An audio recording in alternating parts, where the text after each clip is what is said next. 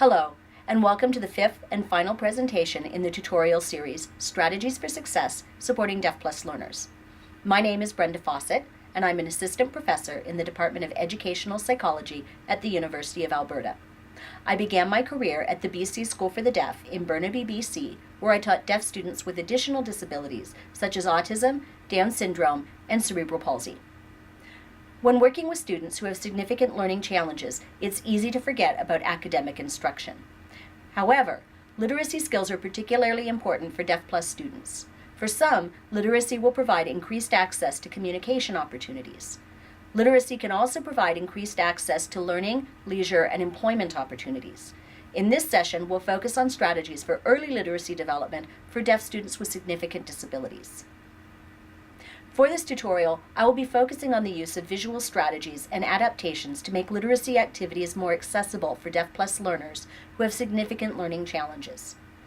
I will give you some ideas for adapting books, developing ways to support students in responding to books, helping students demonstrate their understanding of print, and enabling students to create their own writing. For many students with significant learning needs, accessing print may be difficult. They may not understand signed or spoken language, making it very difficult for them to learn that printed words have meaning. One way to address this is by adapting books. For books with a great deal of text, you may choose to simplify the text. You may put just one word or a short phrase on each page. You can also affix picture communication symbols from the BoardMaker software program to books.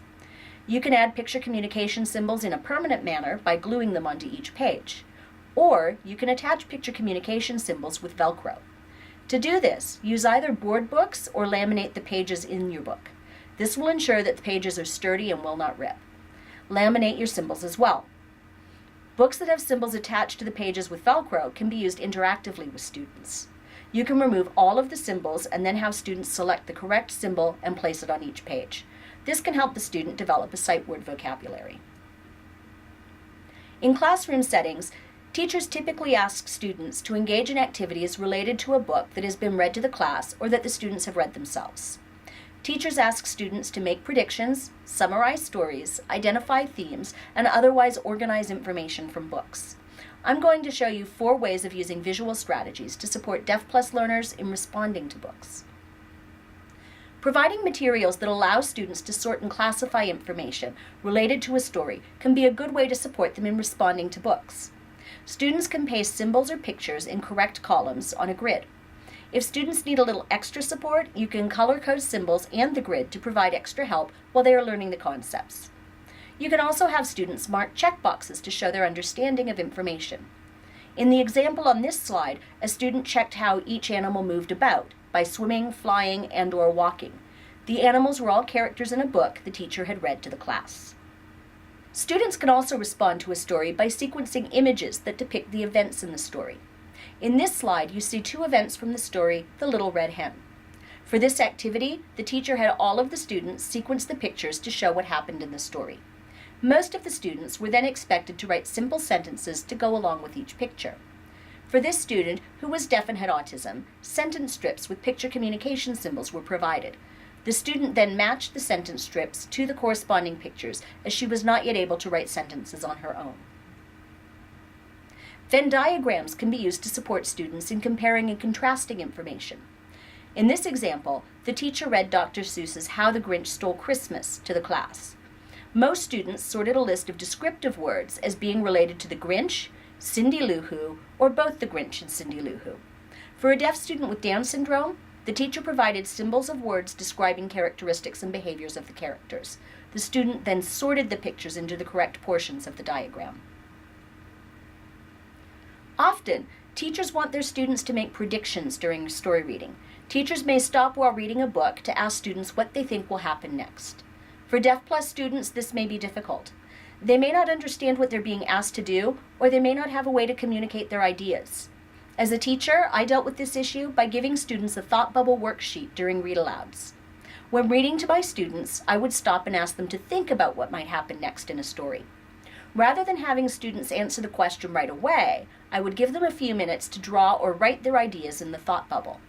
This slide shows an example of one student's response. In this story, there was a fish. The fish's stomach hurt. The student drew a picture of a sick fish and wrote sick in his thought bubble. Another student drew a picture of a pregnant fish. For yet another student who couldn't draw pictures himself, I provided 3 pictures to choose from. He selected a picture that depicted what he thought would happen next and pasted it in the thought bubble. Students then came together and shared their predictions.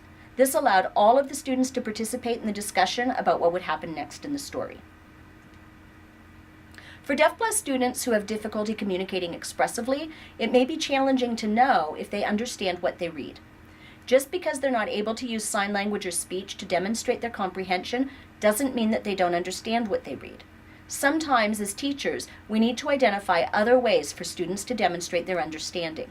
Having students match text to images or circle the correct answer are 2 alternative ways they can demonstrate reading comprehension. One way for students to demonstrate comprehension of text is by matching text to illustrations. In this example, the matching task was set up differently for 2 different students. For one student who was able to read the text independently, there were no symbols on the sentence strip. This student matched sentence strips for the story Goldilocks and the 3 Bears to the corresponding illustrations. For a student who was not yet reading text independently, picture communication symbols were added to the sentence strip to provide added support. This student also matched sentence strips to corresponding illustrations. Another way for students to demonstrate understanding is by circling the correct answer. This is commonly known as multiple choice. This is very useful for students who have physical impairments that interfere with their ability to use sign language or writing. An assistant can point to each answer in turn, and the student can indicate yes or no to each option. This is also useful for students who are not able to compose their own response to a question due to cognitive challenges. Providing multiple choice simplifies the task but still provides an opportunity for us as teachers to gain a sense of the student's understanding of the story. In this example, symbols were added to questions and answers because the student was not yet able to read independently. With symbol supports, however, the student was able to answer simple questions related to the story. For DeafPlus students who do not yet have the ability to independently compose their own text, we can still provide opportunities for them to engage in writing-like activities. For some students, the matching activities that we use for reading comprehension can also be used as a way for students to write. While students are not actually composing their own text when matching sentence strips to illustrations, they are engaging in a writing-like activity that can support ongoing literacy development. For other students, we might provide symbols for them to complete sentences rather than having them write entire sentences on their own. Finally, for other students, we might be able to provide them with a grid of symbols or text that they use as support for writing sentences. You've already seen some examples of matching tasks when I talked about activities for reading comprehension, so let's take a look at some examples of fill-in-the-blank activities and writing grids. In this example, students were writing an I Can book. Each student had several pages with the sentence frame, I can, and were to fill in the blank with verbs. For one deaf student with autism, picture communication symbols were provided, and his sentence frame had a place where he could paste the symbols to complete the sentence. He was able to read the words I and can, so these words were not symbolized.